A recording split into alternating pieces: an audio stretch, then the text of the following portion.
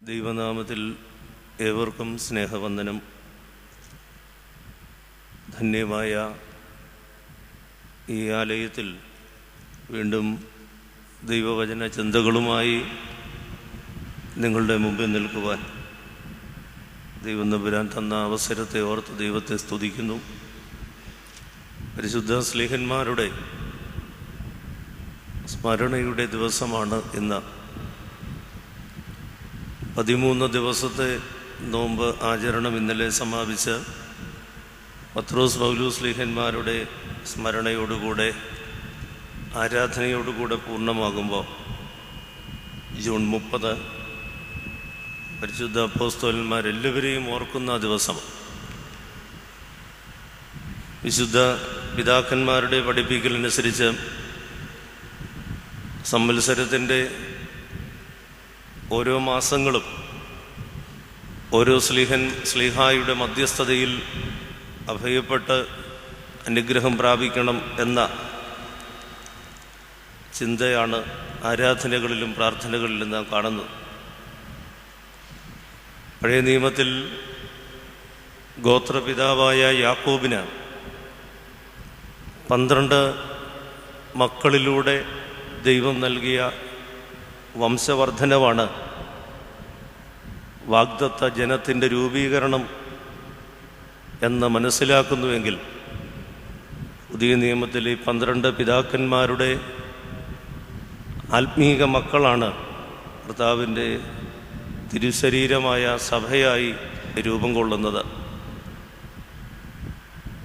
കടൽക്കരയിലെ മണൽത്തരി പോലെയും ആകാശത്തിലെ നക്ഷത്രം പോലെയും നിന്നെ ഞാൻ വർദ്ധിപ്പിക്കുമെന്ന്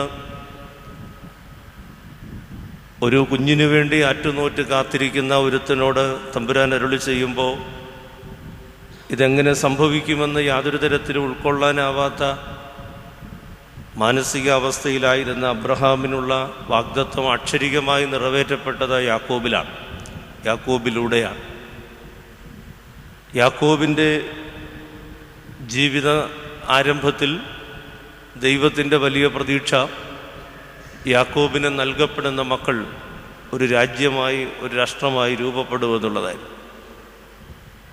നമ്മുടെ ആരാധനയിലും പ്രാർത്ഥനയിലും പ്രത്യേകിച്ച് പുതിയ നിയമത്തിലുമൊക്കെ പറയുന്നത് പോലെ പഴയ നിയമത്തിൻ്റെ സാധ്യതകൾ അസ്തമിച്ച് പുതിയ സാധ്യതകൾ പുതിയ നിയമത്തിൽ രൂപം കൊണ്ടതോടുകൂടെ യാക്കോബിൻ്റെ മക്കളിലൂടെ രൂപപ്പെട്ട ഇസ്രായേൽ എന്ന അല്ലെങ്കിൽ യഹൂദ വംശമെന്ന സംവിധാനം അസ്തമിക്കുന്നു എങ്കിൽ കൂടെ നമുക്കറിയാം ഇന്നും അത് നിലനിൽക്കുകയാണ്.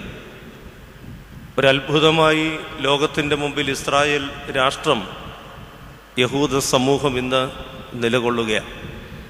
ലോകത്തിൻ്റെ മുഴുവൻ ശ്രദ്ധ ഏതാണ്ട് ആ രാജ്യത്തെയും അതിലെ ജനങ്ങളെയും ചുറ്റിപ്പറ്റിയാണ്. അന്താരാഷ്ട്ര വാർത്തകളും അതുമായി ബന്ധപ്പെട്ടുള്ളതാണ്. അബ്രഹാമിന് നൽകപ്പെട്ട വാഗ്ദത്തം ഇന്നും ആ ജനതയിലൂടെ ലോകത്ത് നിലനിൽക്കുകയാണ്. എന്നാൽ അതിൻ്റെ മറുവശം പുതിയ നിയമത്തിലേക്ക് വരുമ്പോൾ അപ്പോസ്തലന്മാരിലൂടെ ആരംഭിച്ച സഭ എന്ന സംവിധാനം, നസ്രയക്കാരൻ യേശു വിളിച്ചു വേർതിരിച്ച 12 ആളുകളിലൂടെ രൂപപ്പെട്ട ആ സംവിധാനവും ഇന്ന് ലോകത്തെ മുഴുവൻ സ്വാധീനിക്കുന്ന ഒരു ശക്തിയായിട്ട് 20 നൂറ്റാണ്ടുകളായിട്ട് നിലകൊള്ളുകയാണ്. 20 നൂറ്റാണ്ടിലധികമായി. ഇവിടെ നാം കാണുന്ന ഒരു സത്യമുണ്ട്. ഇത് രണ്ടും നിലനിൽക്കുന്നു എന്ന് പറയുമ്പോൾ തന്നെ അതിൻ്റെ പിന്നിലുള്ള ഒരു ദൈവികത. എത്ര ശക്തമായ കൊടുങ്കാറ്റുകൾ അടിച്ചാലും പീഡനങ്ങൾ ആവിർഭവിച്ചാലും സഭയ്ക്ക് നിലനിൽപ്പില്ല എന്ന സാഹചര്യങ്ങൾ എത്തിച്ചേർന്നാലും ദൈവികമായതുകൊണ്ട് അത് നിലനിൽക്കുകയാണ്. മറ്റെല്ലാ സംവിധാനങ്ങളിലും വരുന്ന തകർച്ചകൾ ഇതിനുണ്ടാകുന്നില്ല. ഗമാലിയേൽ എന്ന ശ്രേഷ്ഠനായ ഗുരു പുതിയ നിയമത്തിൽ പറയുന്ന ഒരു വാചകമുണ്ട്. മാനുഷികമാണെങ്കിൽ അത് താനെ നശിക്കും, ദൈവികമാണെങ്കിൽ അതിനെ നശിപ്പിക്കുവാൻ നിങ്ങൾക്ക് സാധ്യമല്ല. സഭയെക്കുറിച്ചുള്ള നമ്മുടെ വലിയൊരു സന്തോഷം അതാണ്. ഈ 12 അപ്പോസ്തലന്മാരിലൂടെ ആരംഭിച്ച സംവിധാനം ഇന്നും ലോകത്ത് നിലകൊള്ളുന്നു എന്ന. സഹോദരങ്ങളെ, ഈ സ്ലീഹന്മാരുടെ മധ്യസ്ഥത നമ്മുടെ ജീവിതത്തിന് കാവലും കോട്ടയും പ്രചോദനവുമാവട്ടെ എന്ന് പ്രാർത്ഥിച്ചുകൊണ്ട് അപ്പോസ്തലന്മാരോട് കർത്താവ് സംസാരിക്കുന്ന ഒരു വാചകം ഈ ഉൾക്കരുത്തിലേക്ക് 20 നൂറ്റാണ്ടുകൾക്കപ്പുറത്ത് നിലനിൽക്കുന്ന ഒരു സംവിധാനത്തെ കെട്ടിപ്പടുക്കുന്നതിനുള്ള ആത്മീകമായ കരുത്തിലേക്ക് അവരെ ഒരുക്കിക്കൊണ്ടുവന്ന, അവരുടെ മനസ്സിനെ കീറിമുറിച്ച, അവരുടെ പിന്മാറ്റത്തെക്കുറിച്ച് അവരെ ഓർമ്മപ്പെടുത്തിയ, ഒരുപാട് കുറ്റബോധത്തിലൂടെ ഒരു പുതിയ ദിശാബോധത്തിലേക്ക് അവർ എത്തിച്ചേരുവാൻ കാരണമായി തീർന്ന ഒരു വാചകമാണ് ഇന്നത്തെ ധ്യാനത്തിനായി നിങ്ങളുടെ മുമ്പാകെ സമർപ്പിക്കുന്നത്. വിശുദ്ധ യോഹന്നാൻ്റെ സുവിശേഷം 21 അധ്യായം 5 വാക്യം. വിശുദ്ധ യോഹന്നാൻ 21 അധ്യായം 5 വാക്യം. യേശു അവരോട്, കുഞ്ഞുങ്ങളെ കൂട്ടുവാൻ വല്ലതും ഉണ്ടോ എന്ന് ചോദിച്ചു. ഇല്ല എന്ന് അവർ ഉത്തരം പറഞ്ഞു.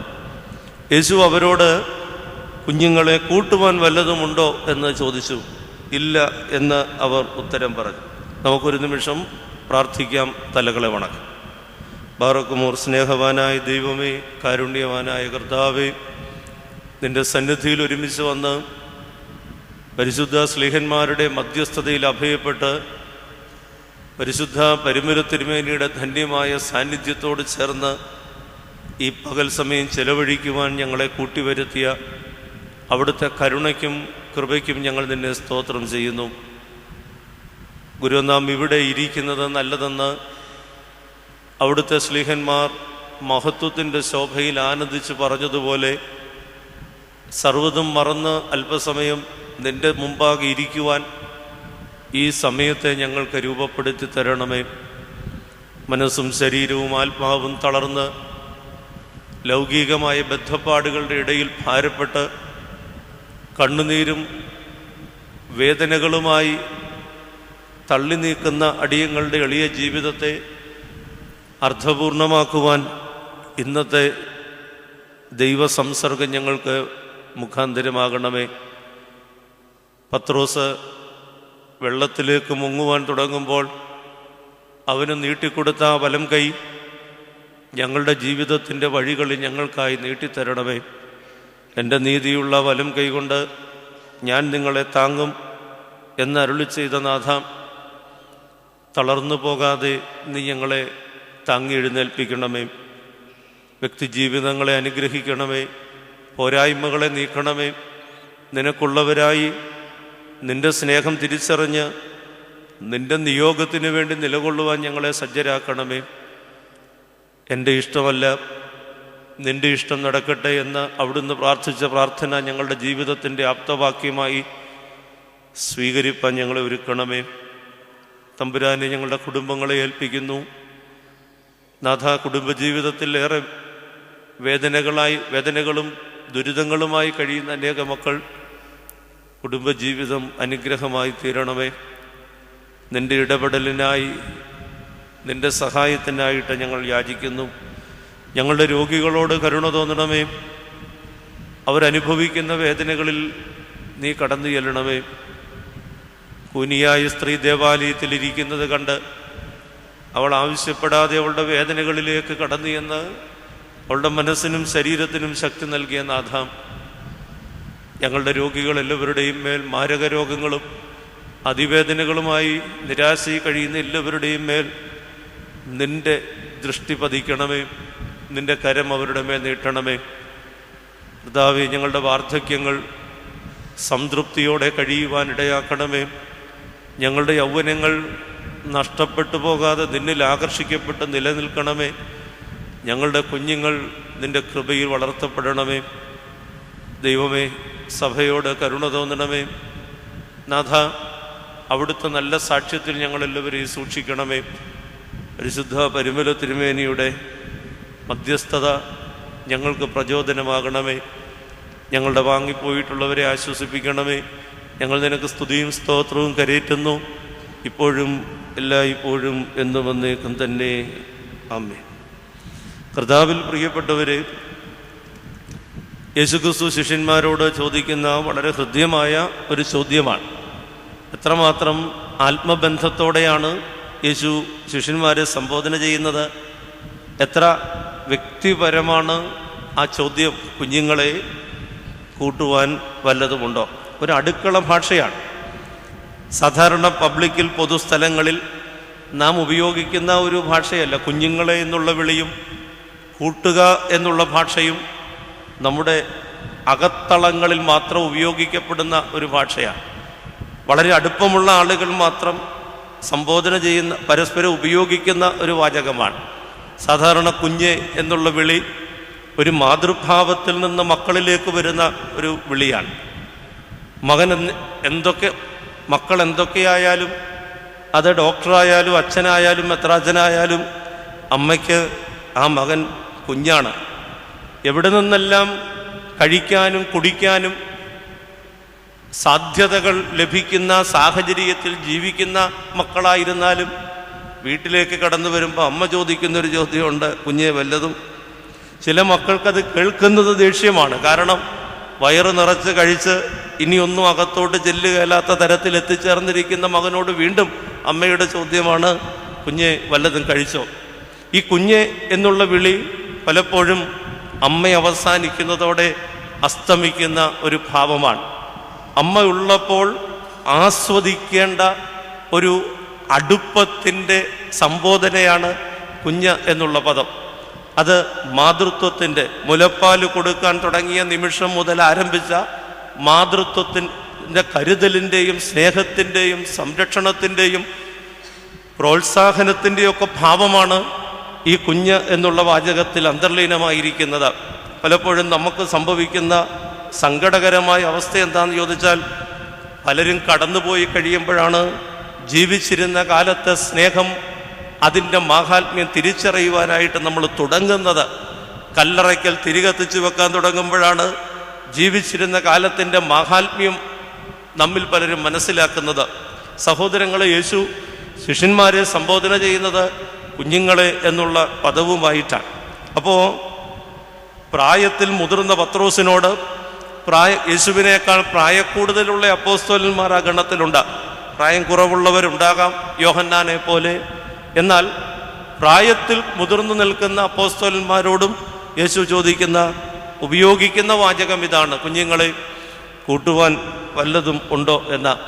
ഈ കൂട്ടുവാൻ എന്നുള്ള പദവും അതുപോലെ തന്നെ ബന്ധപ്പെട്ടതാണ്. ഞാൻ മുമ്പ് സൂചിപ്പിച്ചതുപോലെ സാധാരണ ഒരുമിച്ചിരുന്ന് ഭക്ഷണം കഴിക്കുമ്പോൾ ഉള്ള ഒരു ചോദ്യമാണ് അത് കൂട്ടുവാൻ എന്തെങ്കിലും, അതായത് ഒരു മിനിമം ആവശ്യമാണ് യേശു ശിഷ്യന്മാരുടെ മുമ്പാകെ അവതരിപ്പിക്കുന്നത്. കഴിക്കാൻ എന്തെങ്കിലും ഉണ്ടോ, വിശക്കുന്നു, എന്തെങ്കിലും തരാമോ എന്നൊക്കെ ചോദിക്കുന്ന ബൃഹത്തായ ഒരാവശ്യത്തിനപ്പുറത്ത് വളരെ ലിമിറ്റഡായിട്ടുള്ള, വളരെ പരിമിതമായിട്ടുള്ള ഒരാവശ്യം, എന്തെങ്കിലും കൂട്ടാനുണ്ടോ എന്ന് ചോദിക്കുന്ന ക്രിസ്തുവിൻ്റെ ഭാവം.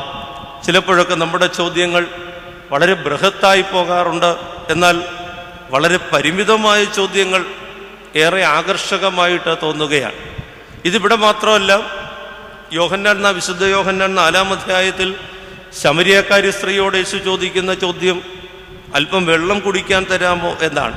എത്ര നിസ്സാരമായിരിക്കുന്ന ഒരു ചോദ്യവുമായിട്ടാണ് ക്രിസ്തു ആ സ്ത്രീയെ സമീപിക്കുക. ശിഷ്യന്മാരോട് ചോദിക്കുന്നു, കുഞ്ഞുങ്ങളെ കൂട്ടുവാൻ വല്ലതും ഉണ്ടോ എന്ന. ഇത് കേൾക്കുന്ന ആളുകളുടെ മാനസികാവസ്ഥ വളരെ പ്രധാനപ്പെട്ടതാണ്. ഒരു രാത്രി മുഴുവൻ മീൻ വീശുകയാണ് പത്രോസും കൂട്ടുകാരും. അവരൊരുമിച്ച് വീശുന്നുണ്ടാവും. അവർക്ക് നന്നായിട്ട് അറിയാം ആവുന്ന ഒരു പണിയാണ് മീൻപിടുത്തം എന്ന് പറയുന്നത്. കുറച്ച് നാളായിട്ട് അതിൽ നിന്നൊക്കെ ഒന്ന് വിട്ടു നിൽക്കുകയാണെങ്കിലും ആ ഫീൽഡിൽ വളരെ കഴിവുള്ള, പരിചയമുള്ള പത്രോസും കൂട്ടുകാരും മീൻ പിടിക്കുകയാണ്. രാത്രി മുഴുവൻ അധ്വാനിച്ചിട്ട് ഒന്നും കിട്ടിയില്ല. നമുക്കറിയാം, ഒന്നും കിട്ടാതെ നിൽക്കുന്ന ആളുകളുടെ അടുക്കിലേക്ക് ചെന്നിട്ട് വീണ്ടും കുത്തിനോവിക്കുന്ന ഒരു ചോദ്യമാണ് വല്ലതും കൂട്ടുവാൻ ഉണ്ടോ എന്ന്. നമ്മുടെ പല ചോദ്യങ്ങളും നോവിക്കുന്ന, സ്നേഹത്തോടെയുള്ള പല അന്വേഷണങ്ങളും നോവിക്കുന്ന അന്വേഷണങ്ങളായിട്ട് മാറാറുണ്ട്. കല്യാണം ഒന്നും കുറേ നാളുകളായിട്ട് ആലോചിച്ചിട്ട് ശരിയാകാതിരിക്കുന്ന സാഹചര്യത്തിൽ പള്ളിയിൽ വെച്ച് കണ്ടാലുടനെ ഒരു ചോദ്യമാണ്, എന്തേലും ആയോ എന്ന്. നമ്മുടെ ഈ ചോദ്യത്തിന് അവരെ തളർത്തുവാനല്ലാതെ ഒരു തരത്തിലും സഹായിക്കുവാനായിട്ട് കഴിയുകയില്ല. ഇയ്യോബിനെ കാണുവാൻ ചെന്ന 3 സ്നേഹിതന്മാരെ കുറിച്ച് വേദപുസ്തകം പറയുന്നുണ്ട്. എന്തിനാണ് അവർ കടന്നു ചെന്നത്? അവരെ ആശ്വസിപ്പിക്കാനായിട്ട് കടന്നു ചെന്നതാണ്. ഇയ്യോബിൻ്റെ ദുരിതങ്ങളിൽ ഒന്ന് പങ്കുചേരുവാനായിട്ട് കടന്നു ചെന്നതാണ്. ഒരു പങ്കുവെക്കലിനായിട്ട് കടന്നു ചെന്ന സ്നേഹിതന്മാരുടെ ചോദ്യങ്ങൾ ഇയ്യോബിനെ വളരെയധികം വിഷമിപ്പിക്കുകയുണ്ടായി.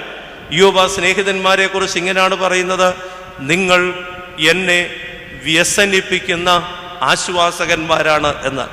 മനോഹരമായ, മനോഹരമെന്ന് ഞാൻ പറയുമ്പോൾ നമ്മളെ സംബന്ധിച്ചൊക്കെ അർത്ഥപൂർണമായൊരു പ്രയോഗമാണ് വ്യസനിപ്പിക്കുന്ന ആശ്വാസകന്മാർ.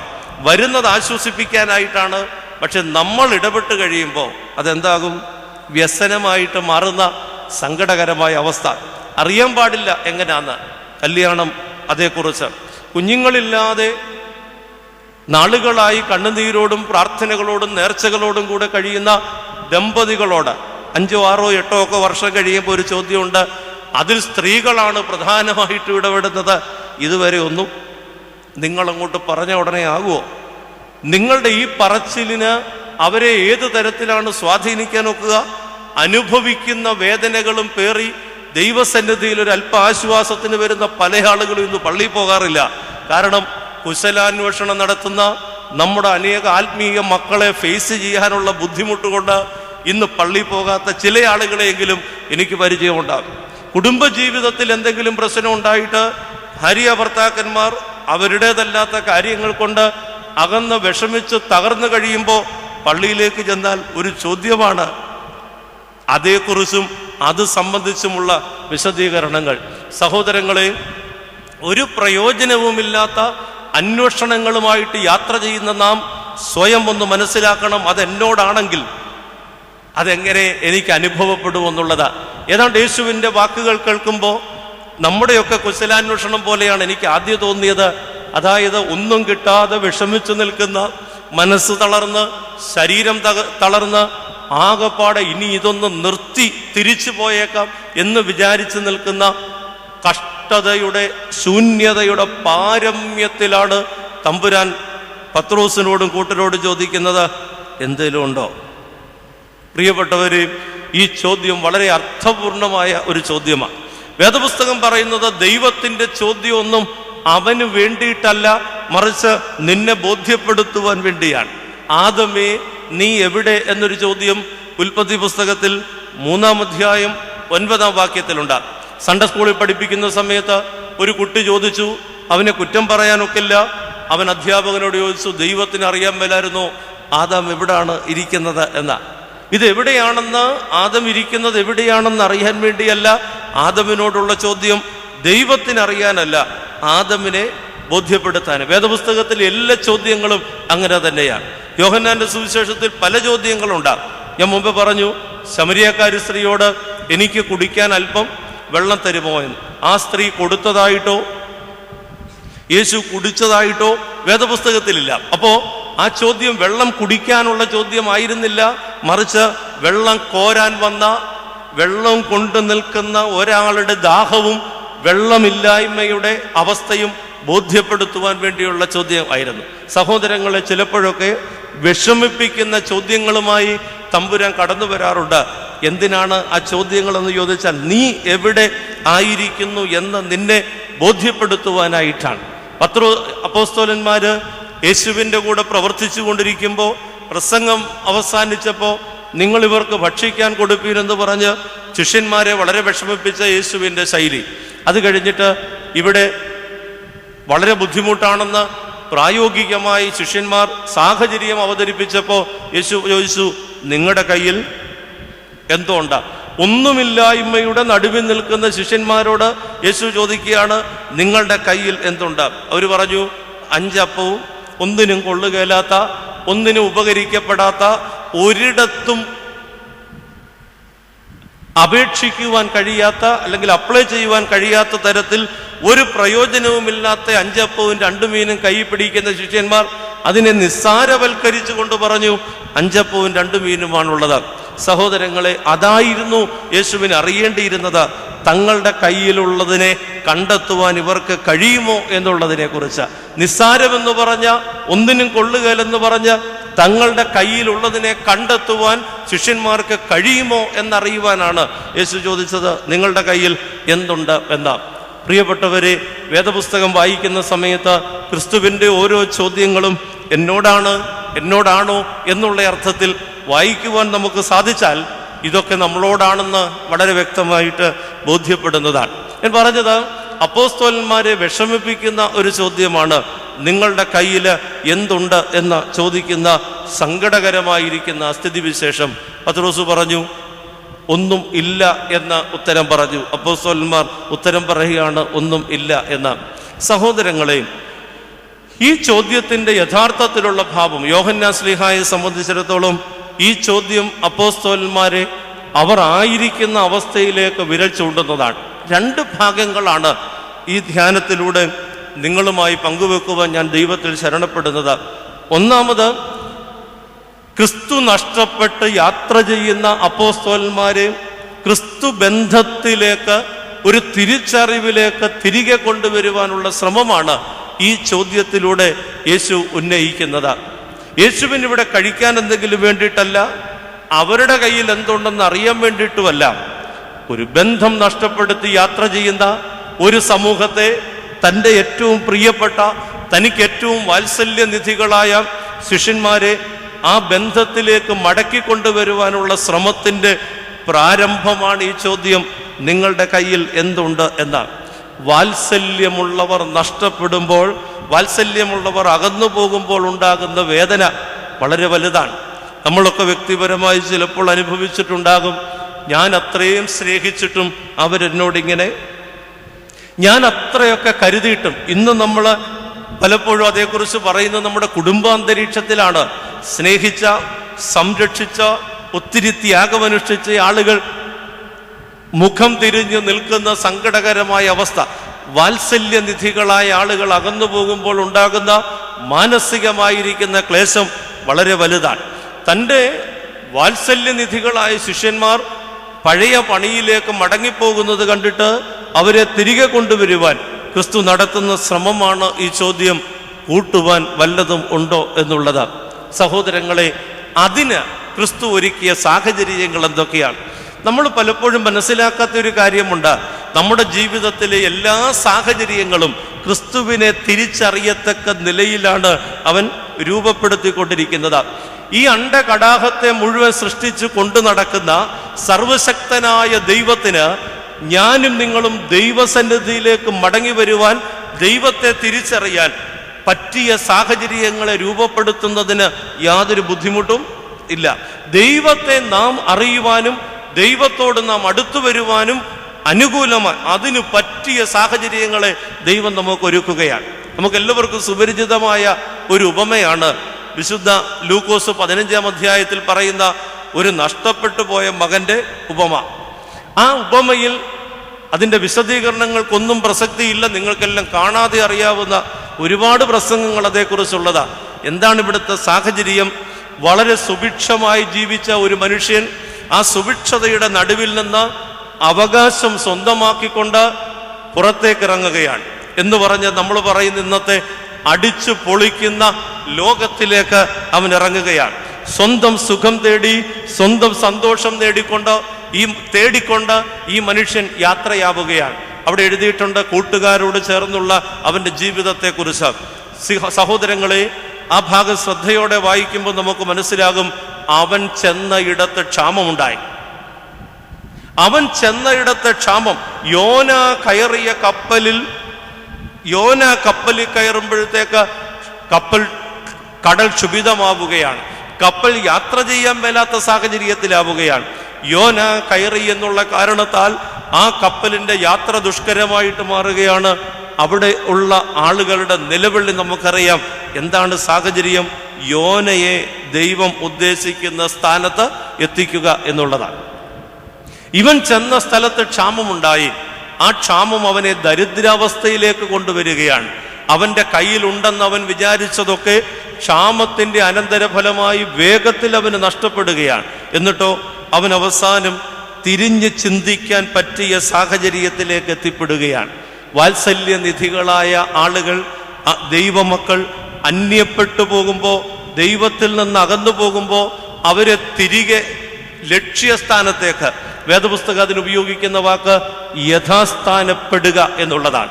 പഴയ സ്ഥാനത്തേക്ക്, പഴയ സന്തോഷത്തിലേക്ക്, ദൈവബന്ധത്തിലേക്ക് അവരെ തിരികെ കൊണ്ടുവരുവാൻ ദൈവം ഒരുക്കുന്ന അനുകൂല സാഹചര്യങ്ങൾ. പ്രിയപ്പെട്ടവരെയും, ഒരു രാത്രി അധ്വാനിച്ചിട്ട് ഒന്നും കിട്ടാതെ വന്നു എന്നുള്ളത് തിരികെ ആ ദൈവസ്നേഹത്തിൻ്റെ മാസ്മരഭാവത്തിലേക്ക് മടങ്ങി വരുവാൻ ദൈവം കൊടുത്ത അവസരമായിരുന്നു. പത്രോസിന്റെ പരിചയക്കുറവ് കൊണ്ടല്ല, അവരൊരുമിച്ച് അധ്വാനിച്ചു, ഐക്യമില്ലാഞ്ഞിട്ടല്ല, അവരുടെ സന്നാഹങ്ങൾ സംവിധാനങ്ങൾ മോശമായിട്ടല്ല. പക്ഷെ ഇന്ന് അവർ പറയുന്നത് ഇത്രയും നാളും അധ്വാനിച്ചിട്ട് ഒന്നും കിട്ടിയില്ല എന്നുള്ള ഒന്നുമില്ലായ്മയുടെ സങ്കടകരമായ സ്ഥിതിയാണ് അവരെ ക്രിസ്തു ശബ്ദം തിരിച്ചറിയുവാനായിട്ട് പ്രേരിപ്പിക്കുന്നത്. അതുകൊണ്ടാണ് അടുത്ത വാക്യത്തിൽ എഴുതിയിട്ടുണ്ട്, യേശു പറഞ്ഞു, പടകിന്റെ വലത്ത് ഭാഗത്ത് വീശുവിൻ എന്നാൽ നിങ്ങൾക്ക് കിട്ടുമെന്ന്. നിങ്ങൾ ആരെങ്കിലും വിചാരിക്കുന്നുണ്ടോ അത്രയും നേരം ഇവരിടതുവശത്ത് തന്നെ വീശിയെന്ന്? ഇതുവരെ വലതുവശത്ത് വീശിയില്ലെന്ന് ഒരിക്കലും അങ്ങനെ വിചാരിക്കാൻ ഒരു ന്യായമുള്ളതായിട്ട് എനിക്ക് തോന്നുന്നില്ല. കാരണം ഇടതും വലതും മാറി മാറി വീശി രാത്രിയുടെ മുഴുവൻ അധ്വാനങ്ങളിൽ ഒന്നും കിട്ടാതെ വരുന്ന ആളുകളോട് ക്രിസ്തു പറയുകയാണ് വലത്തുവശത്ത് വീശുവിൻ എന്ന് പറഞ്ഞാൽ എനിക്കതേക്കുറിച്ചുള്ള അഭിപ്രായം വീശിയ ഇടത്ത് തന്നെ വീശാനാണ് ക്രിസ്തു പറയുന്നത്. പക്ഷേ ആ വീശിനൊരു പ്രത്യേകതയുണ്ട്. നിന്റെ വാക്കിന്, പത്രോസ് ആദ്യം പറഞ്ഞതാണ്, നിന്റെ വാക്കിന് ഞാൻ വലയിറക്കാം എന്ന് പറഞ്ഞാൽ ക്രിസ്തു ബന്ധത്തിലൊരു പുതിയ തുടക്കമാണ്. സഹോദരങ്ങളെ, നമുക്ക് നമ്മുടെ അധ്വാനങ്ങളിൽ, നമ്മുടെ പ്രവർത്തന മേഖലകളിൽ അധ്വാനം തൃപ്തികരമായിട്ട് മാറണമെന്ന് വരികിൽ ഒരു ക്രിസ്തു ബന്ധത്തിൻ്റെ അനിവാര്യതയുണ്ട് എന്ന് ഓർത്തു പോവുകയാണ്. അപ്പോൾ ഇവരുടെ ജീവിതത്തിലെ കഷ്ടതരമായ അനുഭവങ്ങളെല്ലാം ഈ ക്രിസ്തു സാന്നിധ്യം തിരിച്ചറിയുവാനും ക്രിസ്തു ബന്ധത്തിലേക്ക് ഇവരെ തിരികെ കൊണ്ടുവരുവാനും ദൈവം ഒരുക്കിയ മാർഗങ്ങളായിരുന്നു. നിങ്ങൾ ശാന്തമായി ഇന്നത്തെ സാഹചര്യങ്ങളെ ഒന്ന് വിലയിരുത്തണം. എല്ലാ മനുഷ്യനും അസമാധാനത്തിലാണ്. ഒരു തരത്തിലല്ലെങ്കിൽ മറ്റൊരു തരത്തിൽ മനുഷ്യൻ അസംതൃപ്തിയിലാണ്. എന്താ മനുഷ്യന്റെ കുറവ്? സാമ്പത്തികമായ കുറവ് അവനില്ല. പണ്ട് കാലത്ത് നമ്മൾ പറഞ്ഞുകൊണ്ടിരുന്ന ദാരിദ്ര്യത്തിൻ്റെയോ ഇല്ലായ്മയുടെയോ ദുഃഖമല്ല ഇന്ന് മനുഷ്യനെ പേറുന്നത്. ഇന്ന് ഇല്ലായ്മയുടെ ദുഃഖമല്ല, ഉള്ളതിൻ്റെ ദുഃഖമാണ് മനുഷ്യൻ കൂടുതൽ അനുഭവിക്കുന്നത്. കഴിഞ്ഞ ദിവസം ഒരു ഡോക്ടർ പറയായിരുന്നു, നമ്മൾ ഭക്ഷണം കഴിക്കുന്നത് ജീവിക്കാൻ വേണ്ടിയാണ്, പക്ഷേ ഇന്ന് നമ്മൾ കഴിക്കുന്ന ഭക്ഷണമാണ് നമ്മുടെ മരണത്തിന്. എന്തൊരു വൈരുദ്ധ്യമാണ്! ജീവിക്കുവാൻ വേണ്ടി നാം ഭക്ഷണം കഴിക്കുന്നു, എന്നാൽ നാം കഴിക്കുന്ന ഭക്ഷണം അതിൻ്റെ അമിതമായ ഉപയോഗം കൊണ്ട് മരണത്തിന് കാരണമായിട്ട് മാറുകയാണ്. ജീവിക്കുവാൻ വേണ്ടി കഴിക്കുന്നത് മരണത്തിലേക്ക് നയിക്കുന്ന സ്ഥിതിവിശേഷം. ഇല്ലായ്മയുടെ ദുഃഖത്തേക്കാൾ ഉള്ളത് ദുഃഖമായി കൊണ്ടു നടക്കുന്ന ഒരു സ്ഥിതിവിശേഷം. അതുകൊണ്ട് നമുക്കാരെ വേണം? ദുഃഖത്തിൻ്റെ നടുവിൽ, വേദനകളുടെ നടുവിൽ, കണ്ണുനീരിൻ്റെ നടുവിൽ, ദുരിതപൂർണമായ ജീവിത സാഹചര്യങ്ങളിൽ നമുക്ക് വേണം ഒരു ദൈവത്തെ, കണ്ണുനീര് തുടയ്ക്കുന്ന, സ്വസ്ഥത തരുന്ന, നമ്മുടെ അസമാധാനത്തിൻ്റെ നടുവിൽ ഈ കപ്പൽ മുങ്ങിപ്പോകാതെ കൊണ്ടു നടക്കുവാൻ സർവശക്തനായ ദൈവത്തിൻ്റെ കരുണയ്ക്കായിട്ട് നാം ഇരക്കുകയാണ്, കരുണയ്ക്കായിട്ട് നാം പ്രാർത്ഥിക്കുകയാണ്. ഞാനും നിങ്ങളും ഇന്ന് ഒരുപോലെ ആഗ്രഹിക്കുന്നു ദൈവത്തിൻ്റെ ഇടപെടൽ. കാരണം അത് നമുക്ക് സാമ്പത്തിക പ്രതിസന്ധി ഉണ്ടായിട്ടല്ല, നമുക്കെന്തെങ്കിലും ഈ ലോകപ്രകാരം ആവശ്യമായിട്ട് മാത്രമല്ല, നമ്മുടെ ഉള്ളിൽ പുകയുകയാണ്, നമ്മുടെ ഉള്ളിൽ നീറുകയാണ്. അതുകൊണ്ട് ഈ ശബ്ദം അവർക്ക് പെട്ടെന്ന് മനസ്സിലാകും. എന്താ? കുഞ്ഞുങ്ങളെ, കൂട്ടുവാൻ വല്ലതുമുണ്ടോ എന്നുള്ള ശബ്ദം. അത് തിരിച്ചറിയുവാൻ തക്ക വിധം ദൈവത്തിൻ്റെ, യേശുവിൻ്റെ ഇടപെടൽ ഉണ്ടാവുകയാണ്. സാഹചര്യങ്ങളിൽ നിന്ന് പാഠം പഠിക്കുവാനായിട്ട് നമുക്ക് കഴിയണം. ജീവിതത്തിലെ പ്രതിസന്ധികൾ, ജീവിതത്തിൽ നേരിടുന്ന ദുരിതങ്ങളും ദുഃഖങ്ങളും, അപ്രതീക്ഷിതമായി സംഭവിക്കുന്ന തിരിച്ചടികളൊക്കെ ദൈവത്തിൻ്റെ വാത്സല്യത്തിൽ നിന്ന്, ദൈവം ഒരുക്കുന്ന സ്നേഹവലയത്തിൽ നിന്ന് പുറത്തുപോയ നമുക്ക് തിരിച്ചു വരുവാൻ ഒരുക്കപ്പെടുന്ന സന്ദർഭങ്ങളായിട്ട് ഈ വേദഭാഗം നമ്മെ പരിചയപ്പെടുത്തുകയാണ്.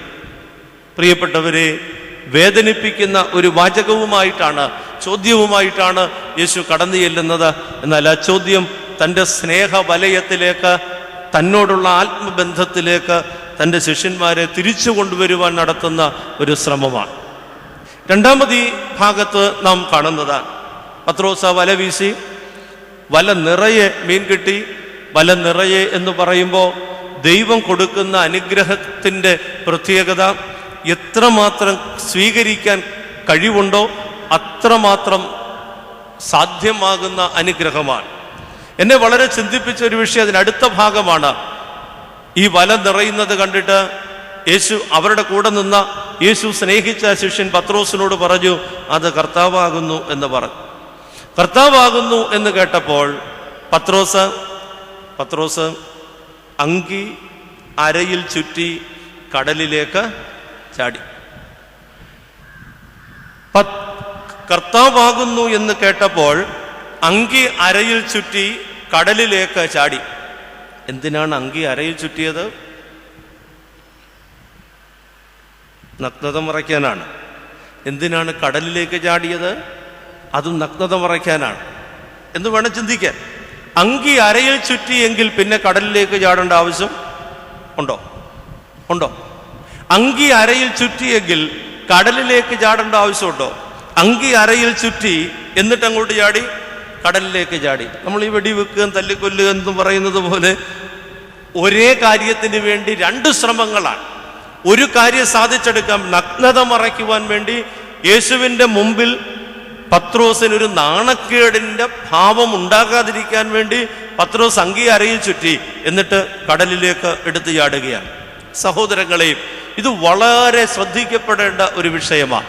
ഇത് വായിക്കുമ്പോൾ എൻ്റെ മനസ്സിലേക്ക് വേഗം ഓടി വരുന്ന ഒരു വേദപുസ്തക ഭാഗം, ഇത് യോഹന്നാൻ പറയുന്നതാണ്, നമ്മളിപ്പോൾ വായിച്ചത്. ഉൽപ്പത്തി പുസ്തകത്തിൽ ഇതുപോലൊരു ഭാഗമുണ്ട്. എന്താ? അവർ അത്തി ഇലകൾ കൂട്ടി തുന്നി തങ്ങൾക്ക് അരയാടയുണ്ടാക്കി. എന്നിട്ട് എവിടെ പോയി? അത്തി ഇലകൾ കൂട്ടി തുന്നി അരയാടയുണ്ടാക്കി. അപ്പൊ എന്ത് തീർന്നു? നാണം തീർന്നു. എന്നിട്ട് അവരെന്താ ചെയ്തേ? ഒളിച്ചിരുന്നു. രണ്ടും കൂടെയാണ്. അത്തിയില കൂട്ടി തുന്നാതെ ഒളിച്ചിരുന്നെങ്കിൽ നമുക്ക് പറയായിരുന്നു ലജ്ജ മറയ്ക്കാനാണ്, നാണം മറയ്ക്കാനായിട്ടാണ്. അത്തിയിലകൾ കൂട്ടി തുന്നി അരയാടെ ഉണ്ടാക്കിയിട്ട് തങ്ങളുടെ ലജ്ജ മറയ്ക്കുവാൻ വേണ്ട സംവിധാനങ്ങളെ രൂപപ്പെടുത്തിയിട്ട് അവർ വീണ്ടും പോയി ഒളിച്ചിരിക്കുകയാണ്. എന്താ സഹോദരങ്ങളെ ഇതിൻ്റെ കാരണം? അവരൊരു സംവിധാനം അവരുടെ ലജ്ജ മറയ്ക്കുവാൻ വേണ്ടി ഉണ്ടാക്കിയിട്ട് വീണ്ടും ഒളിച്ചിരിക്കാൻ പോകുന്നതിൻ്റെ കാരണം എന്താ? പത്രോസ് അങ്കി അരയിൽ ചുറ്റിയിട്ട് കടലിലേക്ക് ചാടുന്നതിൻ്റെ കാരണം എന്താണ്? പത്രോസിന് മനസ്സിലായി, ഈ അരയിൽ ചുറ്റി അങ്കി കൊണ്ട് ആരുടെ മുമ്പിൽ ചെല്ലാൻ ഒക്കത്തില്ല. ആദമിന് ഹൗവയ്ക്ക് മനസ്സിലായി, തങ്ങൾ ഉണ്ടാക്കിയ അത്തിയിലകൾ കൊണ്ടുള്ള ഉടുപ്പ് അല്ലെങ്കിൽ ആ വസ്ത്രം, ആ മറവ് കൊണ്ട് ആരുടെ അടുത്ത് ചെല്ലാൻ ഒക്കത്തില്ല? യഹോവയായ ദൈവത്തിൻ്റെ അടുത്ത് ചെല്ലാനായിട്ടൊക്കത്തില്ല. സഹോദരങ്ങളെ, നാം ഓർക്കണം, ഒന്നാമത് സംഭവിക്കുന്നത് പാപമാണ്. ആദമും ഹൗവയും ചെയ്ത പാപത്തിൻ്റെ നഗ്നത മറയ്ക്കുവാൻ വേണ്ടി അവരുണ്ടാക്കിയ അത്തിയിലകൾ പര്യാപ്തമായി തീർന്നില്ല. രണ്ടാമത് പത്രോസിൽ നമ്മൾ കാണുന്നത് യേശുവിൽ നിന്നകന്ന്, ഒന്നാമത് തന്നെ പത്രോസിൻ്റെ ഉള്ളിൽ ഒത്തിരി കുറ്റബോധമുണ്ട്. തള്ളി പറഞ്ഞതിൻ്റെ കുറ്റബോധം തീർന്നിട്ടില്ല, വീണ്ടും പിന്മാറ്റമാണ്. ഉയർത്തെഴുന്നേറ്റ കർത്താവിനെ പൂർണ്ണമായും ബോധ്യപ്പെടാതെ മീൻ പിടിക്കുവാനായിട്ട് പോയി, ഒന്നും കിട്ടാതെ വന്നപ്പോൾ യേശു പറഞ്ഞ് പടക് വല നിറഞ്ഞ് മീൻ കിട്ടിയപ്പോഴൊക്കെ പത്രോസിന്റെ കുറ്റബോധം വർദ്ധിക്കുകയാണ്. ഒരു ലജ്ജാഭാരത്തിലേക്ക് പത്രോസ് വരികയാണ്.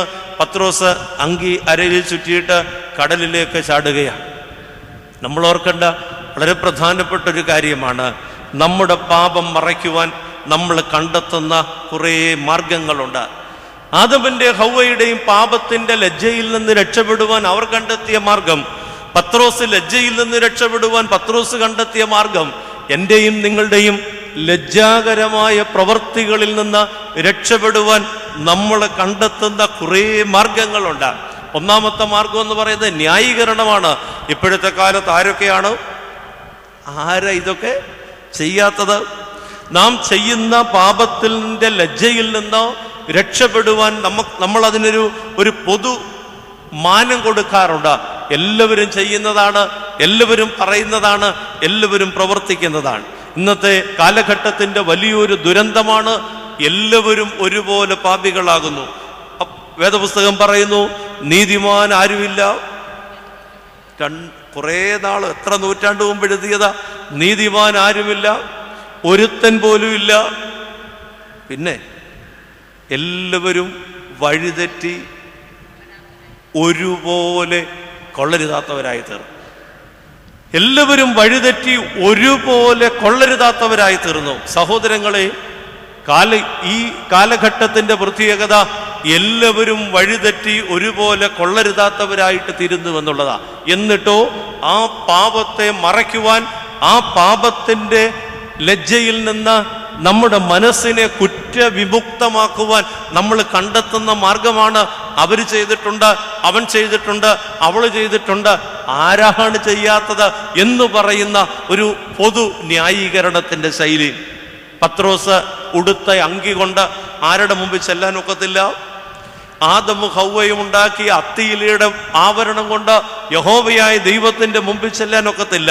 സ്വയം ഉണ്ടാക്കിയെടുക്കുന്ന നീതിയുടെ ആവരണങ്ങൾ, സ്വയം ഉണ്ടാക്കിയെടുക്കുന്ന ന്യായീകരണത്തിന്റെ ആവരണങ്ങൾ കൊണ്ട് ദൈവസന്നിധി നമുക്ക് നിൽക്കാനായിട്ട് സാധ്യമല്ല. ഒരു മനുഷ്യൻ പാപം ചെയ്തു, ആ പാപം മറയ്ക്കുവാനായിട്ട് അവനൊരു മാർഗം കണ്ടെത്തി. അവൻ ചെയ്ത പാപം ഒരു സ്ത്രീയുമായിട്ടുള്ള അവിഹിതമായ ബന്ധമാണ്. ആ പാപത്തെ മറയ്ക്കുവാൻ വേണ്ടി അവളുടെ ഭർത്താവിനെ യുദ്ധക്കളത്തിൽ നിന്ന് വിളിച്ചു വരുത്തിയിട്ട് അവനോട് പറഞ്ഞു, നീ നിന്റെ ഭാര്യയോടൊപ്പം ചെന്ന് താമസിക്കുക എന്ന് പറഞ്ഞ് നിർബന്ധിച്ച് അവനെ പറഞ്ഞു വിടുകയാണ്. ആരാണിത് ചെയ്തതെന്ന് നിങ്ങൾക്കറിയാം. ആരാണ് ചെയ്തത്? രാജാവായ ദാവീദാണ്. ദാവീദ് ചെയ്ത പാപം മറയ്ക്കുവാൻ വേണ്ടിയിട്ട് ദാവീദ് കണ്ടെത്തിയ മാർഗമാണ് ഊരിയാവിന്റെ ഭാര്യ ബത്ശേബയുമായിട്ടാണ് ദാവീദിന്റെ പാപബന്ധം. അതുകൊണ്ട് ആ പാപബന്ധത്തെ മറയ്ക്കുവാൻ വേണ്ടിയിട്ട് ദാവീദ് കണ്ടെത്തിയ മാർഗം ഇതാണ്. ഊരിയാവിനെ വിളിച്ച് വീട്ടിലേക്ക് പറഞ്ഞു വിട്ടു. താൻ ചെയ്ത പാപത്തിന്റെ അനന്തര ഫലത്തിൽ നിന്ന് രക്ഷപ്പെടുവാൻ വേണ്ടി ഒരാളുടെ തലയിൽ അത് കെട്ടിവെക്കുവാൻ വേണ്ടി ബോധപൂർവം അധികാരം, സ്വാധീനം ഉപയോഗിച്ച് പ്രവർത്തിക്കുന്ന ദാവീദ് രാജാവിന്റെ ശൈലി. പ്രിയപ്പെട്ടവരെ, 32-ാം സങ്കീർത്തനത്തിൽ ദാവീദ് പാടി, ലംഘനം ക്ഷമിച്ചും പാപം മറച്ചും കിട്ടിയ മനുഷ്യൻ ഭാഗ്യവാൻ. ലംഘനം ക്ഷമിച്ചും പാപം മറച്ചും കിട്ടിയ. ലംഘനം ആര് ക്ഷമിക്കണം? ഇന്നത്തെ പ്രശ്നം എന്താണെന്നറിയാവോ? എൻ്റെ ലംഘനം ഞാൻ തന്നെ. ഒരു അച്ചായൻ വണ്ടി ഓടിക്കുകയാണ്. അത്ര വലിയ പരിചയമൊന്നുമില്ല, വയസ്സുകാലത്താണ് ഡ്രൈവിംഗ് പഠിച്ചത്. ഇദ്ദേഹം വണ്ടി എടുത്തുകൊണ്ട് ജംഗ്ഷനിലേക്ക് ചെന്നപ്പോൾ ഒരു വളവ് തിരിഞ്ഞ് താഴേക്കിറങ്ങിയപ്പോൾ മുമ്പിലുണ്ടായിരുന്ന ഒരു വണ്ടിക്കിട്ട് പോയി ഇടിച്ചു.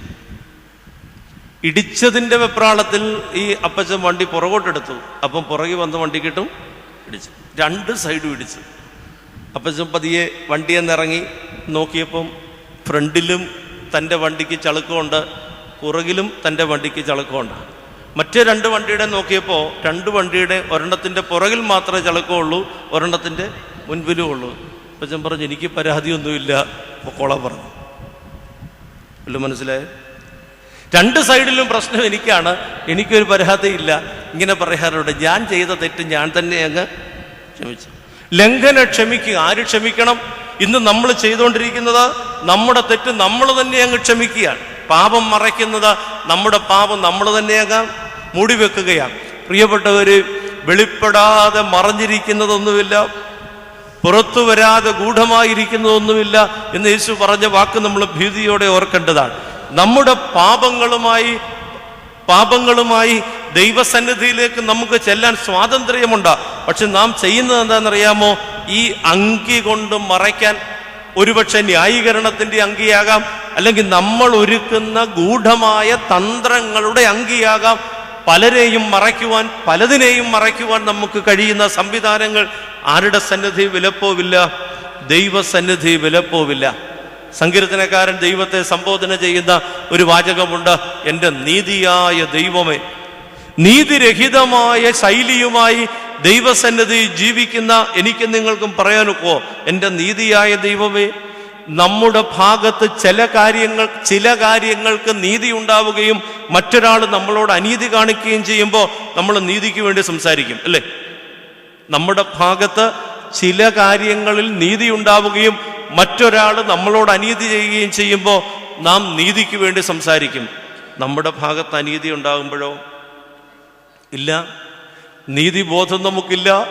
നമ്മുടെ ഭാഗത്ത് നീതി ഉണ്ടായിരിക്കുമ്പോൾ മാത്രമേ നീതിബോധമുള്ളൂ. ഇത് ഒരു കാര്യത്തിലല്ല, എല്ലാ കാര്യത്തിലും. പ്രിയപ്പെട്ടവരെ, അതുകൊണ്ട് ദൈവസന്നിധി നമ്മുടെ പാപം മറയ്ക്കുവാൻ നടത്തുന്ന ശ്രമം അത് വളരെ സങ്കടകരമാണ്. വിലപ്പോവില്ല എന്ന് വേദപുസ്തകം നമ്മെ ഓർമ്മപ്പെടുത്തുകയാണ്. പ്രിയപ്പെട്ടവരെ, അതുകൊണ്ടാണ് ഞാൻ പറഞ്ഞത്, ഊരിയാവ് തൻ്റെ പാപത്തെ മറയ്ക്കുവാൻ വേണ്ടി ദാവീദ് തൻ്റെ പാപത്തെ മറയ്ക്കുവാൻ വേണ്ടി ഊരിയാവിനെ വീട്ടിലേക്ക് പറഞ്ഞു വിടുകയാണ്. സംഭവമൊക്കെ നടന്നു. അതിനുശേഷം ഊരിയാവ് തന്നെ കൊല്ലപ്പെടുകയാണ്. ദാവീദ് ഊരിയാവിനെ കൊല്ലുകയാണ് അതിൻ്റെ അനന്തര ഫലമായിട്ട്. അങ്ങനെ ഇരിക്കുമ്പോൾ നാഥാൻ പ്രവാചകന്റെ വരവ്, വേദപുസ്തകം നിങ്ങൾക്ക് പരിചയമുണ്ടല്ലോ. നാഥാൻ പ്രവാചകൻ വന്നിട്ട് എങ്ങും തൊടാത്ത ഒരു കഥ ദാവീദിന്റെ അടുത്ത് അവതരിപ്പിക്കുകയാണ്. ഒരാടിന്റെ കഥയാണ്. 100 ആടുള്ള ഒരുത്തനും ഒരാടുള്ള ഒരുത്തനും, ഒരു പാവപ്പെട്ടവൻ, 100 ആടുള്ള ധനികൻ. തൻ്റെ വീട്ടിലൊരു അതിഥി വന്നപ്പോൾ ആ പാവപ്പെട്ടവന്റെ ഒരാടിനെ പിടിച്ച് കൊന്ന കഥയാണ് നാഥാൻ പ്രവാചകൻ പറയും. ദാവീദിന്റെ നീതിബോധം സടകുടഞ്ഞ് എണീക്കുകയാണ്. ഞാൻ മുമ്പേ പറഞ്ഞ നീതിയുടെ കാര്യം മനസ്സിലായോ? വല്ലവരുടെയും കാര്യത്തിൽ നീതിയെക്കുറിച്ച് നമുക്ക് നല്ല ബോധ്യമാണ്. വല്ലവരുടെയും കാര്യത്തിൽ ധാർമ്മികതയെക്കുറിച്ച് നമുക്ക് വലിയ ബോധ്യമാണ്. വല്ലവരുടെയും കാര്യത്തിൽ സത്യത്തെക്കുറിച്ച് നമ്മൾ ആവേശത്തോടെ സംസാരിക്കാറുണ്ട്.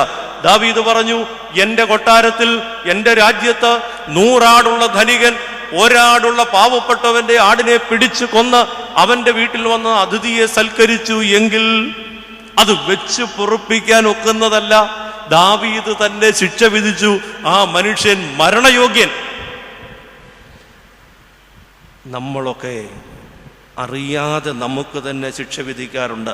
ചിലപ്പോൾ അയലോക്കംകാരുടെ കാര്യത്തിലായിരിക്കും, ചിലപ്പം പള്ളിയിൽ കൂടി വരുന്ന ആളുകളുടെ കാര്യത്തിലായിരിക്കും. നമ്മൾ അറിയാതെ നമുക്ക് തന്നെ ശിക്ഷ വിധിക്കപ്പെടുകയാണ്. ആരെക്കുറിച്ചാണ് പറയുന്നതെന്നോ എന്താണ് സംഭവിച്ചതെന്നോ തനിക്ക് അതിലുള്ള ഭാഗഭാഗിത്വം എന്താണെന്നോ അറിയാതെ ദാവീദ് എടുത്ത വായിലെ നാഥാനോട് പറഞ്ഞു, ആ മനുഷ്യൻ മരണയോഗ്യനാണ്. നമ്മളെപ്പോലുള്ള മനുഷ്യരൊക്കെ ആണെങ്കിൽ അത്രയും പറഞ്ഞങ്ങ് പോവല്ലേ. ഈ പ്രവാചക ദൗത്യത്തിനൊരു പ്രത്യേകതയുണ്ട്. മുഖത്ത് നോക്കി വർത്താനം പറയുന്നതിന് മടി. അതാ പ്രവാചകൻ. മുഖത്ത് നോക്കി വർത്തമാനം പറയുന്നതിന് മടിയില്ലാത്ത നാഥാൻ പ്രവാചകൻ പറഞ്ഞു, ആ മനുഷ്യൻ നീയാണ്, ഇനി തിരിച്ചെടുക്കാൻ ഒക്കുകയില്ല. വിധിത്തീർപ്പ് കഴിഞ്ഞാണ് പ്രതി ആരാണെന്ന് പ്രഖ്യാപിക്കുന്നത്. സാധാരണ പ്രതിയാണെന്ന് ഉറപ്പാക്കി കഴിഞ്ഞാണ് വിധി പ്രസ്താവിക്കുന്നത്. എന്നാൽ പ്രതി ആരെന്നറിയുന്നതിന് മുമ്പ് ദാവീദ് വിധി പ്രസ്താവിച്ചു. ആ മനുഷ്യൻ നീയാണ്. നാഥാൻ പ്രവാചകൻ പറഞ്ഞു, ദാവീദ് എന്താ ചെയ്തെന്നറിയാമോ? അവൻ അങ്കി ഉണ്ടാക്കാൻ പോയില്ല. സകലതും നഗ്നവും അനാവൃതവുമായിരിക്കുന്നവന്റെ മുമ്പിലേക്ക് നിറഞ്ഞ കണ്ണുകളോടും തകർന്ന മനസ്സോടും നുറുങ്ങിയ ഹൃദയത്തോടും കൂടെ ദാവീദ് കടന്നു വന്നിട്ട് ദൈവസന്നിധിയിൽ കണ്ണുനീരോടെ വിലാപം കഴിക്കാൻ തുടങ്ങി. 51-ാം സങ്കീർത്തനം നമുക്ക് സുപരിചിതമാണ്. അതിൻ്റെ ആമുഖത്തിൽ എഴുതിയിരിക്കുന്നത്, നാഥാൻ ദാവീദിന്റെ അടുക്കൽ വന്നിട്ട് പോയപ്പോൾ എന്ന് പറഞ്ഞാണ്. അതിനാ കുറ്റബോധമുണ്ടായ ദാവീദിന്റെ ഭാവമാണ്. സഹോദരങ്ങളെ, ദൈവത്തിൽ നിന്ന് നമുക്ക് കിട്ടാവുന്ന ഏറ്റവും വലിയ നേട്ടമെന്ന് പറയുന്നത് എന്താണെന്നറിയാം? രോഗസൗഖ്യത്തിന് നമ്മൾ പ്രാർത്ഥിക്കാറുണ്ട്. സാമ്പത്തിക പുരോഗതിക്ക് നമ്മൾ പ്രാർത്ഥിക്കാറുണ്ട്. ലോകപ്രകാരമുള്ള അനുഗ്രഹങ്ങൾക്ക് നമ്മൾ പ്രാർത്ഥിക്കാറുണ്ട്, വിജയത്തിനൊക്കെ. എന്നാൽ ഇതിലൊക്കെ എത്രയോ വലുതാ ദൈവം തരുന്ന മഹത്തായ ദാനം. ദൈവത്തിൽ നിന്ന് നമുക്ക് കിട്ടാവുന്ന ഏറ്റവും മഹത്തായ ദാനമെന്ന് പറയുന്നത് പാപമോചനമാണ്. പാപമോചനമാണ് ദൈവത്തിൽ നിന്ന് കിട്ടാവുന്ന മഹത്തായ ദാനം. കാരണം അത് വേറെ ആർക്കും കൊടുക്കാൻ, വേറൊരിടത്തും കിട്ടാൻ ഇല്ലാത്തതാണ്. ഉള്ളിൽ കൊണ്ട് നടക്കുന്ന, ഒരിക്കൽ ചെയ്തു പോയ തെറ്റിന്റെ അനന്തരഫലമായി ഉള്ളിൽ കൊണ്ടു നടക്കുന്ന, ഒരായുഷ്കാലം യാത്ര ചെയ്യേണ്ടി വരുന്ന പാപത്തിന്റെ ഭീകരമായ സ്മരണ പിന്നീട് എന്ത് നേർച്ച പോലെയാണ് കേട്ടോ. ആളുകൾ നേർച്ച നേർന്നു കഴിഞ്ഞിട്ട് അത് നിവർത്തിക്കാതെ വരുമ്പോൾ ആരെ പ്രതി നേർച്ച നേർന്നുവോ ആ ആളിന് എന്തെങ്കിലും ചെറിയ ദോഷങ്ങളൊക്കെ വരുമ്പോൾ എന്താരെ ഓർക്കും? നേർച്ചയുടെ കുഴപ്പമാണ്. ഒരു ആൻറ്റി എന്നോട് വന്നിട്ട് പറഞ്ഞു, ഞാൻ എൻ്റെ മകള് പ്രസവത്തിന് കയറ്റിയപ്പോൾ ഡെലിവറി ടൈമിൽ ഒരു നേർച്ച നടന്നു. അത് വളരെ കോംപ്ലിക്കേറ്റഡ് ആണെന്നാണ് ഡോക്ടർ പറഞ്ഞത്. അതുകൊണ്ട് എൻ്റെ നേർച്ചയും വളരെ കോംപ്ലിക്കേറ്റഡ് ആയിപ്പോയി. അങ്ങ് നേർന്ന് വാവിട്ടങ്ങ് രണ്ട് കൈയും തുറന്നുള്ള നേർച്ചയായിരുന്നു. നോർമൽ മൈൻഡ് നമ്മളാരും അങ്ങനെ ചെയ്യാറില്ല. അത് കഴിഞ്ഞ് ഡെലിവറി നോർമലായിട്ട് നടന്നപ്പോഴാണ് ആൻറ്റിക്ക് പറ്റിയ അബദ്ധം മനസ്സിലായത്. ഡെലിവറി നോർമലായി, നേർച്ച അബ്നോർമലായി പോയി. ആൻറ്റി വന്നിട്ട് എന്നോട് ചോദിച്ചു, അച്ഛാ ഞാൻ നേർന്നു പോയി, അത്രയും കൊടുക്കേണ്ട കാര്യം ഉണ്ടോ? നിങ്ങൾ എന്നാ പറയുമെന്ന് എനിക്കറിയത്തില്ല. ഞാൻ ആൻറ്റിയോട് പറഞ്ഞു, ആൻറ്റി ഒന്നും കൊടുത്തില്ലെങ്കിലും കുഴപ്പമൊന്നും, ഇതിൻ്റെ റെസിപ്റ്റുമായിട്ടിരിക്കുമല്ല മേളിൽ തമ്പുരാൻ, ഇതെഴുതിയോ വന്നോ എന്ന് ചോദിച്ചോണ്ട്. നമ്മൾ ഈ പത്രത്തിലൊക്കെ കാണത്തില്ലേ, താമസിച്ചതിന് ക്ഷമാപണമെന്ന് പറഞ്ഞ് ഉപകാരസ്മരണ ഇടുന്നത്. ഈ പത്രങ്ങളെല്ലാം ദൈവം വായിച്ചിട്ട് നമ്മൾ കുറെ കൂടി ആത്മീക ജീവിതത്തിൽ ഒരു പാകതയിലേക്ക് വരണമെന്ന് എനിക്ക് പറയാനുള്ളൂ. ഇതെല്ലാം ഉള്ളിൽ നിന്നറിയുന്നവനാണ് ആര്? പത്രത്തിൽ നിന്നറിയുന്നവനോ പരസ്യത്തിൽ നിന്നറിയുന്നവനോ അല്ല, ഉള്ളിൽ നിന്നറിയുന്നവനാണ് ദൈവം. അതുകൊണ്ട് പോട്ടെ, ഞാൻ പറഞ്ഞു ഒന്നും കൊടുത്തില്ലെങ്കിലും കുഴപ്പമില്ല. പക്ഷേ പിന്നീട് ഈ കൊച്ചിന് ചൊറി വരുമ്പോൾ ആൻറ്റി ഇങ്ങനെ ചിന്തിക്കും, നേർച്ച കൊടുക്കാഞ്ഞിട്ടാണ്. അങ്ങനെ ചിന്തിക്കുകയില്ല എന്ന് ഉറപ്പുണ്ടെങ്കിൽ, ആൻറ്റിയുടെ മനസ്സ് അത്ര സ്ട്രോങ് ആണെന്ന് വരികിൽ ഒന്നും കൊടുത്തില്ലെങ്കിലും അല്ലെ എന്തേലും കൊടുത്താലും ഒരു കുഴപ്പമില്ല. പ്രിയപ്പെട്ടവരെ, ഇവിടെ നേർച്ച ഒരു പ്രശ്നം. അവരെന്ത് ചെയ്തു എന്ന് എനിക്കറിയത്തില്ല, ഞാൻ പിന്നെ ചോദിച്ചില്ല. നേർച്ച ഒരു പ്രശ്നമാണ്. എന്താ? നേർച്ച നേർന്നു കഴിഞ്ഞാൽ പിന്നെ ആ ആളിന് എന്തു വന്നാലും നേർച്ച നിവർത്തിക്കുന്നത് വരെ നമ്മുടെ ചിന്ത അതാണോ എന്നാ. ഇതുപോലെ തന്നെയാണ് പാപം. ഒരു പാപം ഒരു ആയുഷ്കാലത്ത്, ഒരു ജീവിതകാലത്ത് എന്തെങ്കിലും ഒരു ദിവസം, ഒരു ദുർബല നിമിഷത്തിൽ സംഭവിച്ചു പോകുന്ന തെറ്റ് പിന്നീടുള്ള നമ്മുടെ എല്ലാ ദുരിതങ്ങളിലും മാത്രമല്ല ദുരന്തങ്ങളിലും നമ്മളെ തുറച്ചു നോക്കുക. അതുകൊണ്ടാണോ എന്ന് ചിന്തിച്ചു പോകുന്ന ഒരു സ്ഥിതിവിശേഷം. അതുകൊണ്ട് പാപത്തിന്റെ വേദനിപ്പിക്കൽ എന്ന് പറയുന്നത് വളരെ വളരെ വളരെ വലുതാണ്. പ്രിയപ്പെട്ടവരെ, പാപം സമ്മാനിക്കുന്ന സുഖം നിമിഷ നേരത്തേക്കേ ഉള്ളൂ. പാപത്തിന്റെ വേദനപ്പെടുത്തൽ ആയുഷ്കാലം നീണ്ടു നിൽക്കുന്നതാണ്. പക്ഷേ ഈ വേദനകളിൽ നിന്ന് വിടുതൽ ലഭിക്കുവാനായിട്ട് അത്തിയില കൂട്ടിത്തുന്നിയിട്ട് കാര്യമില്ല, അങ്കി അരയിൽ ചുറ്റിയിട്ട് കാര്യമില്ല. മറിച്ച് സകലതും നഗ്നമായിരിക്കുന്നവന്റെ മുമ്പിലേക്ക് അതേക്കുറിച്ച് തകർന്ന മനസ്സ്. നിന്റെ ആരോഗ്യത്തെക്കുറിച്ച് നിന്റെ മനസ്സ് തകരാറുണ്ട്, നിന്റെ കുടുംബത്തിലെ സാഹചര്യങ്ങളെക്കുറിച്ച് നിന്റെ മനസ്സ് തകരാറുണ്ട്, നിന്റെ മക്കളെക്കുറിച്ച് നിന്റെ മനസ്സ് തകരാറുണ്ട്, നീ ചെയ്തു പോയ പാപങ്ങളെക്കുറിച്ച് നിന്റെ മനസ്സ് തകർന്ന ദൈവസന്നിധിയിലേക്ക് കടന്നു ചെല്ലുമെന്ന് വരികിൽ അവിടെ കിട്ടുന്നതാണ് മനസമാധാനം എന്ന് പറയും. മനസ്സ് സ്വതന്ത്രമാകണം പാപത്തിന്റെ നീരാള പിടുത്തത്തിൽ നിന്ന്, പാപത്തിന്റെ മുറുകെ പറ്റുന്ന പിടുത്തത്തിൽ നിന്ന് മനസ്സ് സ്വതന്ത്രമാകണം. സഹോദരങ്ങളെ, നമ്മളൊക്കെ ഇന്ന് അടിമകളാണ്. എന്തിൻ്റെ? പാപത്തിന്റെ അടിമകളാണ്. ഞാൻ നിന്റെ നാമത്തെ സ്തോത്രം ചെയ്യേണ്ടതിന് എൻ്റെ ആത്മാവിനെ കാരാഗ്രഹത്തിൽ നിന്ന് പുറപ്പെടുവിക്കണമേ എന്ന് സങ്കീർത്തനക്കാരൻ പാടുക. ഒരു മോചനം. പ്രിയപ്പെട്ടവരെ, നമുക്ക് ആഗ്രഹത്തോടെ ദൈവത്തോട് പ്രാർത്ഥിക്കാം, പാപത്തിന്റെ അടിമത്വത്തിൽ നിന്നുള്ള വിടുതൽ. പൗലോസ് അപ്പോസ്തലൻ റോമാലേഖനം 2-ാം അധ്യായം 1-ാം വാക്യത്തിൽ ഇങ്ങനെ പറഞ്ഞു, അതുകൊണ്ട് ഇപ്പോൾ ക്രിസ്തുയേശുവിലുള്ളവർക്ക് ഒരു ശിക്ഷാവിധിയും ഇല്ല. 2-ാം വാക്യം, ജീവന്റെ ആത്മാവിന്റെ പ്രമാണം എനിക്ക് പാപത്തിന്റെയും മരണത്തിന്റെയും പ്രമാണത്തിൽ നിന്ന് ക്രിസ്തുയേശുവിൽ സ്വാതന്ത്ര്യം വരുത്തിയിരിക്കുന്നു. അതാണ് സ്വാതന്ത്ര്യം. ഏത് പ്രമാണത്തിൽ നിന്ന്? പാപത്തിന്റെയും മരണത്തിന്റെയും പ്രമാണത്തിൽ നിന്ന്. പ്രിയപ്പെട്ടവർ, ഇവിടെ ചെറുതോ വലുതോ എന്ന വ്യത്യാസമൊന്നുമില്ല തെറ്റിനെ പാപക്ഷമ ദൈവത്തിൻ്റെ മഹത്തായ ദാനമാണ്. ഇന്ന് എവിടെയാണ് പാപമോചനം നൽകുന്ന ക്രിസ്തുവിനെ വേണ്ടത്? ഇന്ന് ആർക്കാണ് പാപമോചനം നൽകുന്ന ക്രിസ്തുവിനെ കൊണ്ട് ആവശ്യം? നമുക്കെല്ലാം അറിയാവുന്ന വേദപുസ്തകം. എനിക്ക് വേദപുസ്തക സംഭവങ്ങളുമായിട്ട് ബന്ധപ്പെടുത്തി തന്നെ പറയാനാണ് താല്പര്യം. അതുകൊണ്ട് ഞാൻ അതിൽ തന്നെ നിൽക്കുകയാണ്. ഒരു കൂട്ടം ആളുകൾ ഒരു പാവപ്പെട്ട സ്ത്രീയെ, 2 വാക്കിലും അത് ശരിയാണ്, പാപിനിയും പാപപ്പെട്ടവളുമായ ഒരു സ്ത്രീയെ ഓടിച്ച് യേശുവിൻ്റെ അടുത്ത് കൊണ്ടുവന്നില്ലേ? ഒടിച്ചു കൂട്ടി കയറ്റുക എന്ന് പറയുന്നത് പോലെ ക്രിസ്തുവിൻ്റെ അടുത്ത് കൊണ്ടുവന്നില്ലേ? എന്തൊരു ഉശിരാണ് അവരുടെ വാക്കുകൾക്ക്, എന്തൊരു ധാർഷ്ട്യമാണ് അവരുടെ നിലപാടിന്. എന്താണ് അവരുടെ കയ്യിലിരിക്കുന്നത്? ദൈവത്തിൻ്റെ വചനമാണ്. ന്യായപ്രമാണം കയ്യിൽ പിടിച്ചുകൊണ്ട് പാപം ചെയ്ത പാവപ്പെട്ടവളായ ഒരു സ്ത്രീയെ, പാവപ്പെട്ടവളായതുകൊണ്ട് പാപം ന്യായീകരിക്കപ്പെടത്തില്ല. പാപത്തിന് പാവപ്പെട്ടവനെന്നോ ധനവാനെന്നോ വിവരം ഉള്ളവനെന്നോ ഇല്ലാത്തവനെന്നോ വേറെ കൃത്യങ്ങളൊന്നുമില്ല. പാപം ആര് ചെയ്താലും അത് പാപം തന്നെയാണ്. ചെയ്യുന്നവന്റെ പേരാണ് എന്താ? പാപി. പാപം ചെയ്യുന്നവൻ ആരായിരുന്നാലും അവന്റെ പേര്, അത് വൈദികനാണെങ്കിലും അവൈദികനാണെങ്കിലും, പാപം ചെയ്യുന്നവന്റെ പേര് പാപി എന്നാ. നമ്മൾ പറയും 5 രൂപ കട്ടാലും 5 ലക്ഷം കട്ടാലും കക്കുന്നവന്റെ പേര് കള്ളൻ എന്ന് പറഞ്ഞതുപോലെ, കള്ളൻ എന്ന് പറയുന്ന ഒരു പാപം മാത്രമാണ്. അപ്പോൾ ഒരുപാട് പാപങ്ങളിൽ അതിൻ്റെ നടുവിൽ ഞാനും നിങ്ങൾ യാത്ര ചെയ്യുമ്പോൾ നമുക്കൊരു പേരുള്ളത് പാപി എന്നാണ്. ഈ സ്ത്രീയെ യേശുവിൻ്റെ അടുത്ത് കൊണ്ടു നിർത്തിയിരിക്കുക. കൊണ്ടുവന്നത് ഇവരെല്ലാവരും കൂടെയാണ്. മതത്തിൻ്റെ വിരൽ ചൂണ്ടുന്ന ആളുകൾ. ഞാനാണോ അത്? നമ്മളാണോ അത്? നമ്മുടെ പണി എന്താ അല്ലേ? ഇതാണ് നമ്മുടെ പണി, വിരൽ ചൂണ്ടലാണ്. ആരിലേക്ക്? എന്നിലേക്കല്ലാതെ ആരിലേക്കും ഞാൻ വിരൽ ചൂണ്ടും. പറന്നു പോകുന്ന കാക്കയ്ക്ക് വരെ കുറ്റം കണ്ടെത്തുന്നവരാണ് നമ്മൾ. ഒരു കാര്യവുമില്ലാത്തിടത്ത് പോലും വിലയിരുത്തുന്നവരാണ് നമ്മൾ. വിരൽ ചൂണ്ടലിന്റെ ആളുകൾ യേശുവിൻ്റെ അടുത്തേക്ക് ഈ സ്ത്രീയെ കൊണ്ടുവരികയാണ്.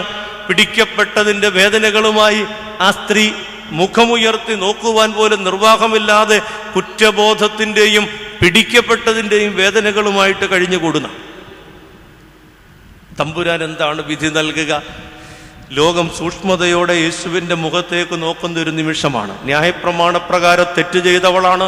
ലോകം മുഴുവൻ തെറ്റുകാരി എന്ന് പറയുന്ന ഒരു സ്ത്രീയെ, കല്ലെറിഞ്ഞു കൊല്ലണമെന്ന് പ്രമാണം പറയുന്ന ഒരു സ്ത്രീയെ പിടിച്ചുകൊണ്ടുവന്നത് വലിയ കാര്യമായി പോയി എന്നുള്ള അഭിമാനബോധത്തോടെ നിൽക്കുന്ന സമൂഹത്തിൻ്റെ മുമ്പിൽ യേശു എങ്ങനെ വിധിക്കുമെന്ന് കാണുവാനായിട്ട് നമ്മൾ നോക്കുകയാണ് യേശുവിൻ്റെ മുഖത്തേക്ക്.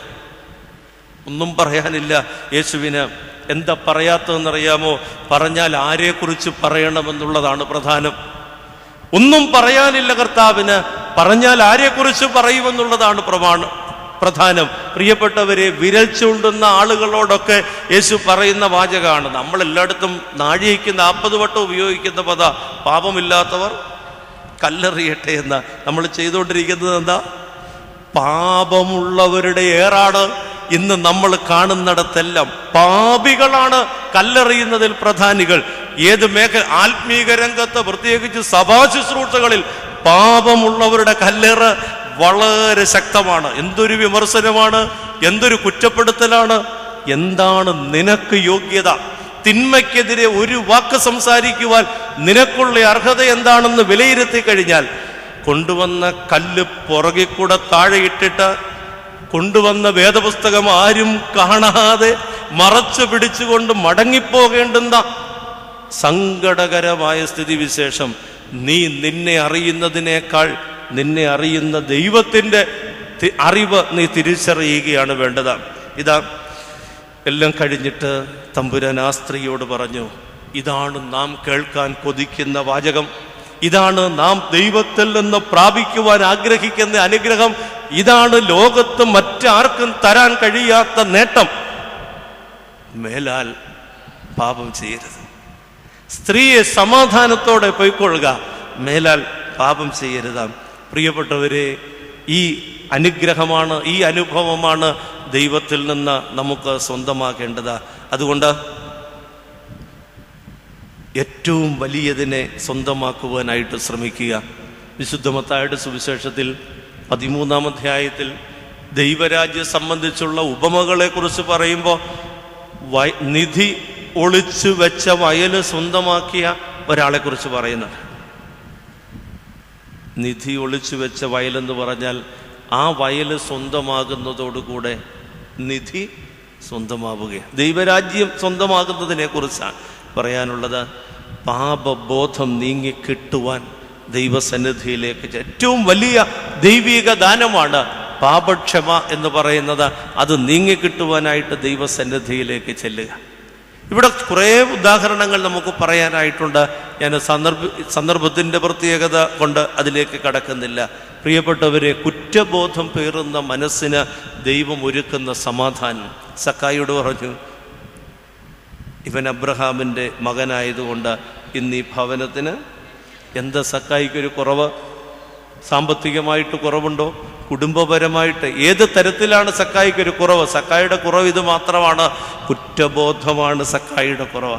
അടിച്ചു മാറ്റിയതും കൊണ്ട് ജീവിക്കുന്ന, മറ്റുള്ളവന് അവകാശപ്പെട്ടത് അവനിൽ നിന്ന് തട്ടിയെടുത്ത് സ്വന്തമാക്കി അതുകൊണ്ട് ജീവിക്കുന്ന, അതെൻ്റേതാണ് എന്ന് അവതരിപ്പിച്ചുകൊണ്ട് യാത്ര ചെയ്യുന്ന സക്കായിയുടെ ജീവിതം ഇന്ന് ലോകം വളരെ വളരെ സങ്കടത്തോടെ കാണേണ്ടുന്ന ഒരു വിഷയമാണിത്. അവിഹിതമായത് സ്വന്തമാക്കിക്കൊണ്ട് അതെൻ്റേതാണെന്ന് പറഞ്ഞുകൊണ്ട് ആ സുഖം ആസ്വദിച്ചുകൊണ്ട് ആ സന്തോഷം പങ്കുവെച്ചുകൊണ്ട് ജീവിക്കുക. സക്കായി ഒരു ബുദ്ധിമാനാണ് എന്ന് ഞാൻ പറയും. കാരണം വയലിൽ ഒളിച്ചു വെച്ച നിധി സമ്പാദിക്കുവാൻ വേണ്ടി സക്കായി ചെയ്തത് എന്താ? എൻ്റെ വസ്തുക്കളിൽ പകുതി ഞാൻ ദരിദ്രർക്ക് കൊടുക്കും. ഇതൊരു ബുദ്ധിയോടെയുള്ള കൃത്യമായ സമയത്തുള്ള ഒരിടപെടലാണ്. എന്താ ബുദ്ധിയോടെ എന്ന് പറയാൻ കാരണം? ക്രിസ്തു സ്വന്തമാകുവാൻ, ക്രിസ്തുവിൽ നിന്ന് പാപക്ഷമ കിട്ടുവാൻ സക്കായി മാറ്റിവെച്ചത് സമ്പാദ്യമാണ്. അങ്ങനെ സമ്പാദ്യം സമ്മാനിച്ച മനപ്രയാസങ്ങൾക്ക് നടുവിൽ നിന്ന് സക്കായി സ്വതന്ത്രമാവുകയാണ്. ഞാൻ വളരെ വളരെ ആത്മവിശ്വാസത്തോടെ പറയുകയാണ്, സമ്പാദ്യം സമ്മാനിക്കുന്ന മനപ്രയാസമാണ് ഇന്ന് അനേകം ആളുകളെയും വേദനകളുടെയും ദുരിതത്തിൻ്റെയും നടുവിൽ കൊണ്ട് എന്നെത്തിക്കുന്നത്. എടുത്ത് കളയണം, ആറ്റിലൊഴുകിയാൽ കുഴപ്പമില്ല. സമ്പാദ്യം എന്ന് പറയുന്നത് അവിഹിതമാണെങ്കിൽ, എനിക്ക് അവകാശപ്പെടാത്തത്, എനിക്ക് ശമ്പളം എന്ന് പറഞ്ഞ് നിശ്ചയിച്ചിട്ടുള്ളത് മേടിച്ചോ, അതിൻ്റെ മേൽ ഏത് സുഖവും നീ ആസ്വദിച്ചോ, അതിൻ്റെ നടുവിൽ ഏത് ആഡംബരത്തിലേക്ക് നിനക്ക് പോകാം. കാരണം അത് നിനക്ക് അവകാശം. ആഡംബരത്തിലേക്ക് പോകാമെന്ന് ഞാൻ പറഞ്ഞ ഇൻവേർട്ടഡ് കോമയിലാണ്, അത് അവനവൻ്റെ സ്വാതന്ത്ര്യത്തിൽപ്പെട്ട കാര്യമായതുകൊണ്ട്. എന്നാൽ നിനക്ക് അവകാശപ്പെടാത്തതിൽ നിന്ന് നീ എന്തെങ്കിലും കൈപ്പറ്റിയാൽ സഹോദരങ്ങളെ, അത് വരുത്തി വെക്കുന്ന ദുരിതമെന്ന് പറയുന്നത് എന്നാണ്, ഏത് തരത്തിലാണ് തിരിച്ചടി അനുഭവിക്കേണ്ടി വരിക എന്ന് നമുക്ക് അറിഞ്ഞുകൂടാ. വിഹിതമല്ലാത്തത് നാം അനുഭവിക്കാൻ പാടില്ല. വിഹിതമല്ലാത്തതിൻ്റെ വിഹിതം അനന്തര തലമുറയ്ക്ക് കൈമാറാനും പാടില്ല. ദോഷം തലമുറയ്ക്ക് വെച്ച് നീട്ടരുത്. ഇതൊക്കെ പറയുമ്പോൾ ഒരു തീരുമാനത്തിലേക്ക് വരാൻ വലിയ പാടാണ്. കാരണം നമ്മൾ ഇട്ടിരിക്കുന്നതും ഇട്ടിരിക്കുന്ന ശൈലിയും നേടിക്കൊണ്ടിരിക്കുന്നതുമൊക്കെ വിട്ടുകളയുവാൻ നമുക്ക് എത്രമാത്രം സാധിക്കുമെന്നുള്ളത് ഒരു വലിയ പ്രധാനപ്പെട്ട വിഷയമാണ്. പക്ഷെ കിട്ടുന്നത് മനസ്സമാധാനമായിരിക്കും, നഷ്ടപ്പെടുന്നത് സമ്പാദ്യമായിരിക്കും, കിട്ടുന്നത് സ്വസ്ഥതയുള്ള ഒരു ജീവിതമായിരിക്കും. പ്രിയപ്പെട്ടവരെ, കുറ്റബോധത്തിൻ്റെ തലത്തിൽ നിന്ന് സക്കായി സ്വതന്ത്രനാവുകയാണ്. എന്താണ് അവന് കിട്ടിയ സന്തോഷം? ഇവൻ അബ്രഹാമിൻ്റെ മകൻ എന്നുള്ളതാണ്. എന്താ അബ്രഹാമിൻ്റെ പ്രത്യേകത? സാമ്പത്തിക കാര്യത്തിൽ ഇത്രയും കൃത്യതയുള്ള ഒരു പിതാവിനെ കാണാനില്ല. പ്രത്യേകിച്ച് സാമ്പത്തിക കാര്യത്തിൽ കുറ്റബോധത്തിൽ നിന്ന് സക്കായി സ്വതന്ത്രനായി. പത്രോസ് അങ്കി അരയിൽ ചുറ്റി കടലിൽ ചാടിയതുപോലെ സക്കായി അത്തിയുടെ മേളിൽ കയറി മറഞ്ഞിരിക്കുകയായിരുന്നു. അത്തിയുടെ മുകളിൽ കയറി മറഞ്ഞിരിക്കുന്ന സക്കായിയെ അവിടെ നിന്ന് വിളിച്ചിറക്കിയിട്ട് അവൻ്റെ വീടിനെ മാനക്കേടിൽ നിന്ന്, മറഞ്ഞിരിക്കുന്ന അവസ്ഥയിൽ നിന്ന് സ്വതന്ത്രമാക്കുന്ന ക്രിസ്തു ശൈലി നമുക്ക് ആഗ്രഹിക്കാം. ദൈവമേ, മറഞ്ഞിരിക്കാൻ എനിക്ക് ഇടയാകരുത്. നേരായി, ശരിയായി, യഥാർത്ഥമായ ഭാവത്തോടെ ഇടപെടുവാൻ, ആരുടെയും എല്ലാവരുടെയും മുമ്പിൽ നിൽക്കുവാൻ. യേശു ചോദിച്ചൊരു ചോദ്യം, നിങ്ങളിൽ എന്നെ പാപത്തെക്കുറിച്ച് ബോധ്യം വരുത്തുവന്ന? സഹോദരങ്ങളെ, രണ്ടാമത് ഈ ഭാഗം നമ്മെ പഠിപ്പിക്കുന്ന ഇതാണ്. കൂട്ടുവാൻ വല്ലതും ഉണ്ടോ എന്നുള്ള ചോദ്യം ഒരു തിരിച്ചറിവായി മാറിയപ്പോൾ പത്രോസ് കടലിലേക്ക് ചാടുകയാണ്. കുറ്റബോധമുള്ള മനസ്സുമായി, ചെയ്തു പോയല്ലോ, പിന്മാറിപ്പോയല്ലോ എന്നുള്ള സങ്കടകരമായ ചിന്തയുമായി പത്രോസ് കടലിലേക്ക് ചാടുകയാണ്. പ്രിയപ്പെട്ടവരെ, മൂന്നാമത് ഈ ഭാഗം ഒരു സൂചന കൂടി തന്ന് ഞാൻ എൻ്റെ വാക്കുകൾ അവസാനിപ്പിക്കുക. അങ്ങനെ കടലിലേക്ക് ചാടി ഒളിച്ചിരിക്കാൻ ശ്രമിക്കുന്നവനോടാണ് അടുത്ത ചോദ്യം. നീ ഇവരിൽ അധികമായി എന്നെ സ്നേഹിക്കുന്നുവോ? സഹോദരങ്ങളെ, പത്രോസിൻ്റെ ജീവിത 3.5 വർഷത്തെ ക്രിസ്തുവിൻ്റെ പ്രവർത്തന കാലഘട്ടത്തിൽ മറ്റു ശിഷ്യന്മാരെക്കാൾ കൂടുതൽ എനിക്ക് യേശുവിനോട് സ്നേഹമുണ്ട് എന്ന് പ്രദർശിപ്പിക്കുവാൻ പത്രോസ് എന്തുമാത്രം പാടുപെട്ടതാ അല്ലേ? നിങ്ങൾ എന്നെ ആരെന്ന് പറയുന്നു? നിജീവനുള്ള ദൈവത്തിൻ്റെ പുത്രനായ ക്രിസ്തു. ആദ്യം മറുപടി പറയുന്നത് പത്രോസാണ് എല്ലാവരിലും ഉന്നതം. മരണത്തെക്കുറിച്ച് യേശു സംസാരിക്കുമ്പോൾ പത്രോസാണ് വിളിച്ചു മാറ്റി നിർത്തി അങ്ങനെയൊന്നും ഭവിക്കരുതേ എന്ന് പറയുന്നത്. അപ്പോൾ മറ്റു ശിഷ്യന്മാരെക്കാൾ എനിക്കാണ് സ്നേഹമെന്ന് പ്രദർശിപ്പിക്കുവാൻ പത്രോസ് ഒത്തിരി പാടുപെട്ടതാണ്. പ്രിയപ്പെട്ടവരെ, യേശു ഇപ്പം ചോദിക്കുക, നീ ഇവരിൽ അധികമായി എന്നെ സ്നേഹിക്കുന്നു. യോഹന്നാന്റെ സുവിശേഷത്തിൻ്റെ ഒരു പ്രത്യേകത, സ്നേഹത്തിന് ഒത്തിരി പ്രാധാന്യം കൊടുത്തിട്ടുണ്ട്. യേശു യോഹന്നാൻ 14, 15, 16 അധ്യായങ്ങളിൽ പ്രസംഗിക്കുമ്പോൾ ശിഷ്യന്മാരെ പഠിപ്പിക്കുമ്പോൾ പറയുന്നത്, നിങ്ങൾ എൻ്റെ കൽപ്പനകളെ പ്രമാണിക്കുന്നു എങ്കിൽ എൻ്റെ സ്നേഹിതന്മാർ ആയിരിക്കും. സ്നേഹമെന്ന വാക്കല്ലെങ്കിൽ യോഹന്നാൻ സ്നേഹത്തിൻ്റെ ശിഷ്യനാണ്. പക്ഷെ യോഹന്നാൻ പറയുന്ന ഒരു വാചകമുണ്ട്, യേശു സ്നേഹിച്ച ശിഷ്യൻ. അതാരാ?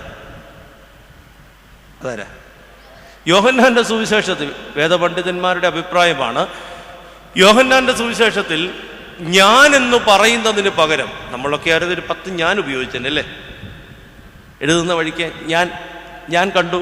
എന്നാൽ ഇവിടെ ഞാൻ എന്ന് പറയുന്നതിന് പകരം യോഹന്നാൻ ശ്ലീഹ ഉപയോഗിക്കുന്ന പദം യേശു സ്നേഹിച്ച ശിഷ്യൻ എന്നാണ്. എന്തൊരു മനോഹരമായ ശൈലിയാണ്. ഞാൻ എന്ന് പറയാതെ യേശു സ്നേഹിച്ച ശിഷ്യൻ എന്ന് പറഞ്ഞു. പക്ഷെ ഇത് വായിച്ചപ്പോൾ ഉണ്ടായ വലിയൊരു പ്രശ്നം, യേശു യോഹന്നാനെ സ്നേഹിച്ചുവെന്നാണ് യോഹന്നാൻ പറയുന്നത് അല്ലേ? അതിന് തെളിവൊന്നും ഞാൻ വേദപുസ്തകത്തിൽ കണ്ടില്ല. യേശു മറ്റു ശിഷ്യൻ 12 പേരെക്കാൾ കൂടുതൽ യോഹന്നാനെ പ്രത്യേകം സ്നേഹിച്ചു എന്നുള്ളതിന് യാതൊരു തെളിവും വേദപുസ്തകത്തിലില്ല. വേണേ നിങ്ങൾ പറയും, അത്താഴത്തിൽ നെഞ്ചോട്, യോഹന്നാൻ യേശുവിൻ്റെ നെഞ്ചോടാണ്, യേശു യോഹന്നാൻ്റെ നെഞ്ചോടല്ല ചേർന്നിരുന്നത്. യോഹന്നാൻ യേശുവിൻ്റെ നെഞ്ചോട് ചേർന്നിരുന്നാൽ അതിനർത്ഥം യോഹന്നാന് സ്നേഹമുണ്ടെന്നാ, തിരിച്ചിരുന്നാലേ ഉള്ളൂ യേശുവിന് സ്നേഹമുണ്ടെന്ന് പറയാനൊക്കെ. പിന്നെ ചില ആളുകളുണ്ടല്ലോ ചാടിക്കയറുന്ന, അനുവദിച്ചാലും ഇല്ലെങ്കിലും അങ്ങനെയാകരുതോ. പത്രോസിനെയും യാക്കോബിനെയും യോഹന്നാനെയും കൂട്ടിക്കൊണ്ടാണ് 3 സ്ഥലങ്ങളിൽ യേശു പോയത്. യോഹന്നാനെ മാത്രം ഒരിടത്തും കൊണ്ടുപോയില്ല. യേശുവിൻ്റെ ക്രൂശിൻ്റെ ചുവട് വരെ യോഹന്നാൻ ചെന്നത് യേശുവിനുള്ള സ്നേഹം കൊണ്ടല്ല, യേശുവിനോടുള്ള സ്നേഹം കൊണ്ട്. ഇത് യോഹന്നാൻ്റെ ഒരു അവകാശവാദമാണ്. അങ്ങനെ പറയാനാണ് എനിക്ക് താല്പര്യം. യേശു എന്നെയാണ് ഏറ്റവും സ്നേഹിച്ചത്. അത് പറയുന്നത് നിങ്ങൾ അസൂയപ്പെടേണ്ട കാര്യമുണ്ടോ? എന്നെയാണ് യേശു സ്നേഹിച്ചത്, ഏറ്റവും കൂടുതൽ സ്നേഹിച്ചതെന്ന് ഇവിടെ നിന്ന് ഞാൻ പറയുന്നതിൽ നിങ്ങൾ എന്നെക്കുറിച്ച് എന്തിനു അസൂയപ്പെടുന്നത്? നിങ്ങളും പറഞ്ഞു. ആർക്കും പറയാവുന്ന, ആരും പറയേണ്ടുന്ന, എല്ലാവർക്കും ഒരുപോലെ ഏകമായി പറയാൻ കഴിയുന്ന ഒരു പല്ലവിയാണിത്. യേശു എന്നെയാണ് ഏറ്റവും അധികം സ്നേഹിച്ചത്. യേശു എന്നെ ഏറ്റവും അധികം സ്നേഹിച്ചു എന്ന് തോന്നുമ്പോഴാണ് ഈ ചോദ്യത്തിന് പ്രസക്തി. നീ ഇവരിൽ അധികമായി എന്നെ. അതൊരു റെസ്പോൺസാണ്. യേശു കാണിച്ചതിനോടുള്ള പ്രതികരണമാണ്.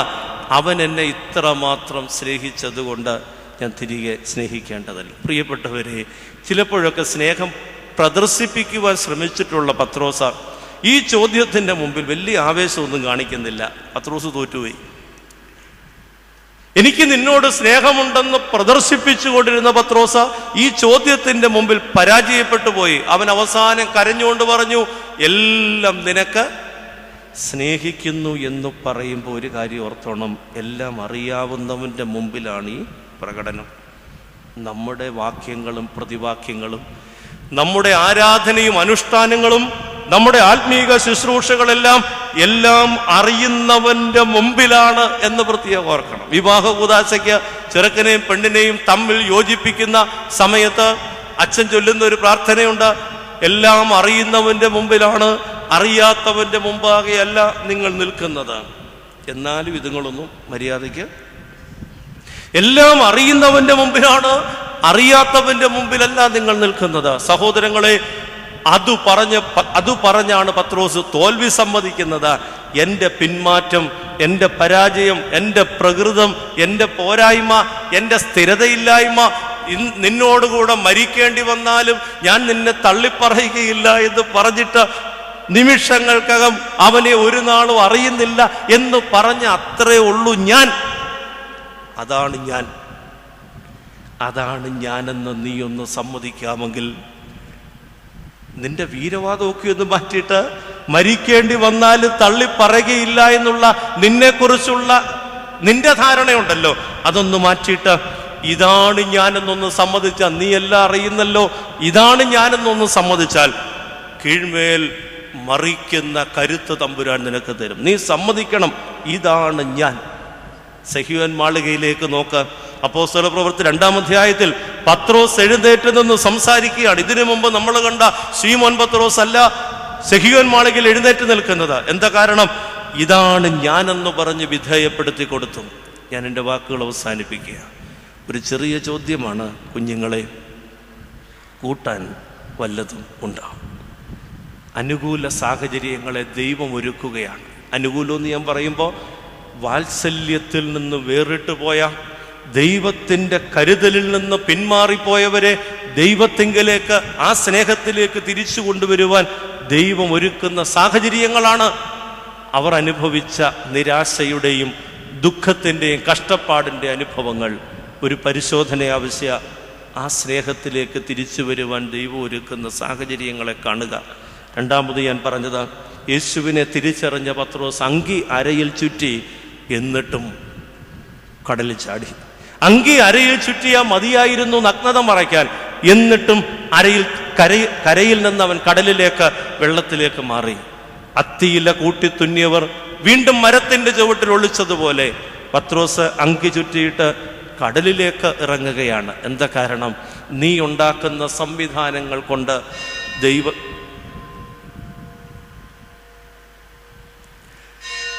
ദൈവസന്നിധിയിൽ നിന്റെ പാപം മറയ്ക്കുവാൻ സാധ്യമല്ല.